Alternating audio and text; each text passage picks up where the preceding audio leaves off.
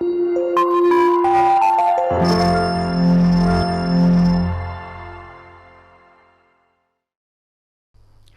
students, hope you all are doing good. Today we are doing a chapter named Rural Administration. क्या हम इस chapter में पढ़ने वाले हैं about a story that is a quarrel in a village and land records and the role of the patwari and new inheritance law. There is a story about a quarrel in a village. एक राम प्रसाद की story है जो कि एक rickshaw puller है. कोलकाता में वो रहता है और उसके पास बहुत थोड़ी सी ज़मीन है. उसकी फैमिली में बहुत सारे लोग हैं. उसकी वाइफ है, 2 बच्चे हैं और एक आंट है.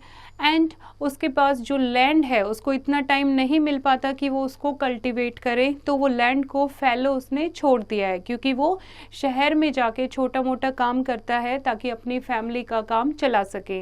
एक दिन राम प्रसाद डिसाइड करता है कि एक नई रिक्शा ले लेता हूँ ताकि उसको हेल्प मिल जाए, उसकी जो इनकम है वो इंक्रीज हो जाए. लेकिन उसके पास कोई मनी नहीं होती रिक्शा लेने के लिए. सो वो गांव में जाता है ताकि वो अपनी लैंड का कुछ पार्ट सेल कर सके और रिक्शा के लिए उसे पैसे मिल सकें. लेकिन उसको वहाँ 2 मैन मिलते हैं were already cultivating his field, जो कि ऑलरेडी उसके खेत में काम कर रहे थे. जब वो इंक्वायरी करता है तो उसको पता लगता है कि एक गंगाधर है, एक लोकल रिच फार्मर, जिसने उस लैंड पर कब्जा कर लिया है और 2 लोगों को वो लैंड कल्टीवेशन के लिए दे दी है. राम प्रसाद गंगाधर से मिलता है और क्लेम करता है कि ये मेरी लैंड है. और जो 2 मैन वहाँ पर काम कर रहे हैं उनके साथ उनकी लड़ाई हो जाती है. On this way Ram Prasad was also attacked by some man and badly hurt. लेकिन जो गांव में वहाँ जो उस खेत में काम कर रहे थे वो राम प्रसाद की पिटाई कर देते हैं, उसको बैडली हर्ट कर देते हैं. Now Ishwari Lal, a school teacher and respected person of the area who knew the law of the land, came to his rescue. अब एक ईश्वरी लाल जो कि वहाँ स्कूल में टीचर था, एक रिस्पेक्टेड पर्सन था गांव का, जिसको लॉ ऑफ द लैंड पता था, वो उसको हेल्प करने के लिए आता है. Under his guidance Ram Prasad and his neighbours called the चौकीदार सरजू. वो चौकीदार को बुलाते हैं और उससे उस लैंड का पूरी इंक्वायरी करते हैं. एक FIR लिखते हैं वो SHO के पास जाकर, और जिसमें वो क्रिमिनल ऑफेंस के बारे में लिखते हैं और उनकी जो लैंड है उसको किसी ने हड़प लिया है उसके बारे में वो रिपोर्ट करते हैं. At the time they had been appointed by Gangadhar the rich farmer. The police immediately arrested Gangadhar and initiated criminal case against him to.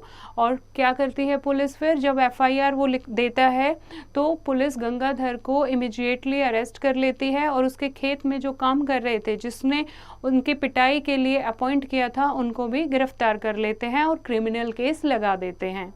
The original regarding the ownership of the land Ram Prasad however still remained unresolved. लेकिन land का असली मालिक वो है, वो कैसे पता लगाया जा सके, वो कैसे वो प्रूफ दे, वो अभी तक उसको नहीं पता. So Ishwari Lal took Ram Prasad to the Patwari and gave him the details of the case.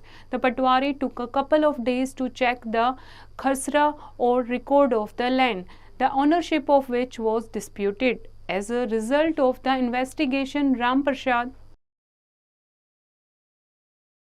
ownership was established according to the records, but Gangadhar, who was out on a bail by the time, was not ready to give up so soon. अब land का मालिक वो है, ये prove करने के लिए ईश्वरी लाल राम प्रसाद को पटवारी के पास लेकर जाता है और पटवारी 2 दिन का टाइम लेता है. खसरा जो एक लैंड का रिकॉर्ड होता है उसमें वो पूरी रिकॉर्ड देखता है और लास्ट में पता लगता है कि वो किसकी लैंड है, राम प्रसाद की लैंड है. लेकिन उसी टाइम जब गंगाधर जेल से आ जाता है बेल पर, वो उस लैंड को देने से मना कर देता है. Next day being a day of the nyaya panchayat meeting, Ram Prasad placed his case and copy of the records in front of the nyaya panchayat. Next day न्याय पंचायत होती है. राम प्रसाद जो है अपनी प्रूफ का कि वो लैंड उसकी है, ओनरशिप प्रूफ को न्याय पंचायत के सामने पेश करता है. The learned member of the nyaya panchayat examined everything carefully and told Gangadhar that Ram Prasad was the actual owner of the land. Thereafter, Ram Prasad was free to sell a part of the land and buy a new rickshaw. However, the matter was again referred to the Patwari since Ram Prasad had to clear all the pending revenue dues of the land. The criminal case against Gangadhar and the two attackers was cleared when the Sessions Court fined them a sum of 2000 each. और इस तरीके से न्याय पंचायत फैसला करती है कि जो लैंड है वो एक्चुअल में राम प्रसाद की है और राम प्रसाद अब उसको बेच सकता है। जब वो बेचने लगता है उस लैंड को तो अगेन वो केस किसके पास जाता है? पटवारी के पास, क्योंकि कुछ टाइम से जो राम प्रसाद था वो लैंड रेवेन्यू नहीं भर रहा था। तो क्लियर करने के लिए वो केस दोबारा किसके पास जाता है? पटवारी के पास। और जो गंगाधर और दो अटैकर थे उनको भी छोड़ दिया जाता है, 2000 हर एक पर फाइन लगाकर उनको छोड़ दिया जाता है, केस से फ्री कर दिया जाता है। Now, land records and the role of the पटवारी। इस स्टोरी से हमें पता लगा कि गांव में पटवारी कितना इम्पोर्टेंट होता है, कैसे वो लैंड रिकॉर्ड को मेंटेन करके रखता है। Now, when Ishwari Lal took Ram Prasad to the Patwari, they went to an office which had a number of shelves filled with files, registers and deeds. जब ईश्वरी लाल राम प्रसाद को पटवारी के ऑफिस में लेके जाता है तो पटवारी ऐसे ऑफिस में जाता है जहां पर बहुत सारी शेल्फ्स लगी होती हैं, बहुत सारी फाइल्स होती हैं, बहुत सारे रजिस्टर्स वहां पर थे। Some of the papers were worn out and yellow in color but were properly arranged and numbered. The Patwari who was in charge of the office wrote down Ram Prasad's name, his father's name, address and other personal details and asked him to come later as he needed time to search the खसरा। तो इस तरीके से पटवारी जो है चाहे वो कितनी ही पुरानी फाइल क्यों ना हो वो उनको मेंटेन करके रखता है, प्रॉपरली ऑर्गेनाइज करके रखता है। इसीलिए जब राम प्रसाद जाता है तो पटवारी उससे सारी डिटेल लिख लेता है और 2 दिन का टाइम मांगता है ताकि वो सारी फाइल्स में से उसकी लैंड फाइल को निकाल सके। और लैंड पटवारी का उसके अलावा क्या काम होता है? The location of the land, कहाँ पर लोकेशन है, कहाँ कितनी जो लैंड है वो सेल्फ कल्टिवेटेड है, कितनी रेंटेड है, कितनी एल्ड पर ईयर वहाँ पर ग्रो होती है, कौन सी क्रॉप ग्रो होती है, ये सारा रिकॉर्ड करना किसका काम होता है? पटवारी का काम होता है। In the meeting of the न्याय panchayat, the Patwari showed his records which had Ram Prasad father as the owner of the land. According to the new law of inheritance, this land would automatically come to Ram Prasad. और पटवारी record में क्या दिखाता है? न्याय पंचायत को जो record दिखाते हैं उसमें उसके फादर के नाम पर वो लैंड मिलती है जो कि ऑटोमेटिकली किसको मिल जाती है? फिर उसके बेटे राम प्रसाद को मिल जाती है। इस तरीके से पटवारी के पास खसरा में सारे रिकॉर्ड थे कि उसके फादर की कौन सी लैंड है, कहां से कहां तक लैंड आती है, किस नाम से है और कौन सी क्रॉप ग्रो की थी। इस तरीके से पटवारी जो है वो बहुत इंपॉर्टेंट पर्सन होता है विलेज का। Now come to the fact file. The maintenance of land records by the Patwari, including maps, etc., helps to resolve any dispute in the village that relates to property and its ownership. तो इस तरीके से जो पटवारी होता है कोई भी land dispute होता है कि कहाँ से कहाँ तक है तो उस लैंड का रिकॉर्ड मैप करके रखना ये काम होता है पटवारी का। नाउ सुपरविजन ऑफ पटवारी। पटवारी का काम इतना इम्पोर्टेंट है, इसका सुपरविजन कौन करता है?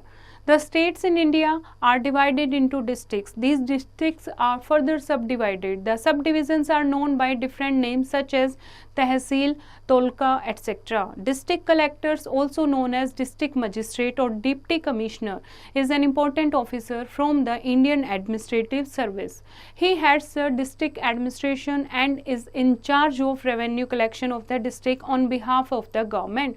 और government on behalf of the government जो डिस्ट्रिक्ट एडमिनिस्ट्रेशन का जो पूरा रेवेन्यू कलेक्शन कौन करता है, कौन लुक आफ्टर करता है? डिस्ट्रिक्ट मजिस्ट्रेट करता है। The district magistrate together with revenue officer tehsildar supervise the work of the patwari. They ensure that records are maintained. Besides they set up any disputes generally at the Tehsildar office. In the Tehsildar office, land disputes are also heard. Tehsildar office में भी कुछ लोग land dispute के लिए आते हैं। तो ये कौन सुपरवाइज करता है पटवारी के काम को? Tehsildar and district magistrate. Now new inheritance law. यहाँ एक स्टोरी है राम किशन की बेटी की। राम किशन जो कि एक पीजेंट है जिसके पास 6 एकड़ ऑफ एग्रीकल्चर लैंड है। वो 2 बेटे होते हैं उसके, एक बेटी होती है। वो अपनी बेटी की शादी करता है लेकिन कुछ ही टाइम बाद उसके हस्बैंड की डेथ हो जाती है। इसमें as her husband did not leave her with much, Lakshmi along with her young daughters come back to her parents house. अब उसका हस्बैंड नहीं था तो लक्ष्मी जो राम किशन की बेटी थी वो अपने पेरेंट्स के घर आ जाती है। Her father seeing her daughters plight asked the patwari to enter Lakshmi's name along with the name of his 2 sons in his land record। और राम किशन जो पटवारी के पास जाता है और अपनी बेटी की हालत देखकर वो कहता है मेरी जो प्रॉपर्टी है, मेरा जो लैंड रिकॉर्ड है उसमें मेरे 2 बेटों के साथ मेरी बेटी का नाम भी ऐड कर दो। This inclusion of Lakshmi's name has given Lakshmi the assurance that she has a rightful share in her father's property and can depend on the income from that land.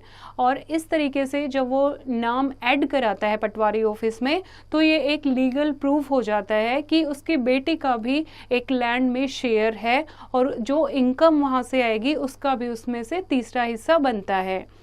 The Hindu Section Amendment Act HSAA 2005 came into force from 9 September 2005. It is a significant step towards advancing women's rights. In its essence, the act has been enforced to remove gender discriminatory provisions in the Hindu Section Act HSA 1956.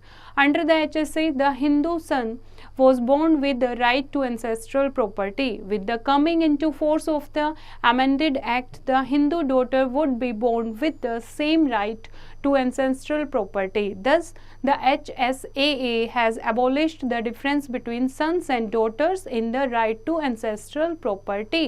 पहले जो law था that is HSA इन 1956, इसमें क्या लिखा था, जो parents की property होगी वो किसको मिलेगी, उसके बेटों को मिलेगी।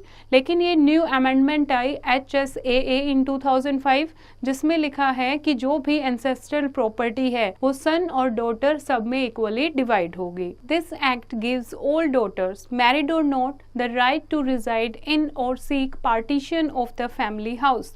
Earlier, married women did not even have the right to reside at their parents' home and unmarried daughters had residence but no right in the partitioned property. This law has helped women to be at par with men as far as the agricultural and residential property is concerned. तो इस जो law आया, ये जो act आया, इससे जो बेटियां हैं उनको एक बराबर का हक मिला है। पहले क्या होता था, जो मैरिड होती थी उनको पेरेंट्स के घर में रहने के लिए अलाउ नहीं किया जाता था और जो अनमैरिड होती थी वो पेरेंट्स के घर तो रहती थी लेकिन प्रॉपर्टी पर उनका कोई हक नहीं होता था। लेकिन इस एक्ट के अकॉर्डिंग चाहे वो बेटा है या बेटी है, जब तक एग्रीकल्चर और रेजिडेंशियल प्रॉपर्टी रहेगी तब तक उनका इक्वल हक रहेगा। Now come to the key points.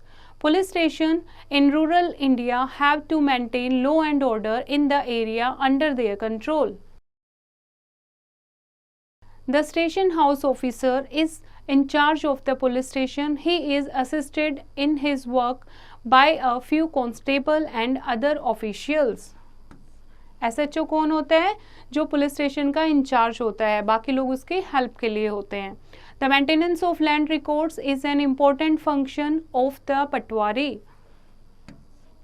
पटवारी का काम होता है maintenance of land records. The patwari draws up a map of the village showing details of the various plots of land, size, ownership, area on which crops are grown, types of crops grown etcetera. Patwari के पास गांव का पूरा map बना होता है, हर एक plot का मैप बना होता है, उसका साइज बना होता है, उसका ओनर कौन होता है ये डिटेल होती है, कौन सा एरिया ओनरशिप के अंडर है, किस में कल्टीवेशन की जा रही है, कौन सी क्रॉप की जा रही है, ये सारी डिटेल किसके पास होती है, पटवारी के पास। And land records have to be updated regularly. जो भी लैंड रिकॉर्ड होती है जो पटवारी मेंटेन करता है उसको रेगुलर बेसिस पर अपडेट करते रहते हैं। आई होप बच्चों आपको ये चैप्टर समझ आया होगा। फिर से इसको रीड करेंगे और एक्सरसाइज की प्रैक्टिस खुद करेंगे।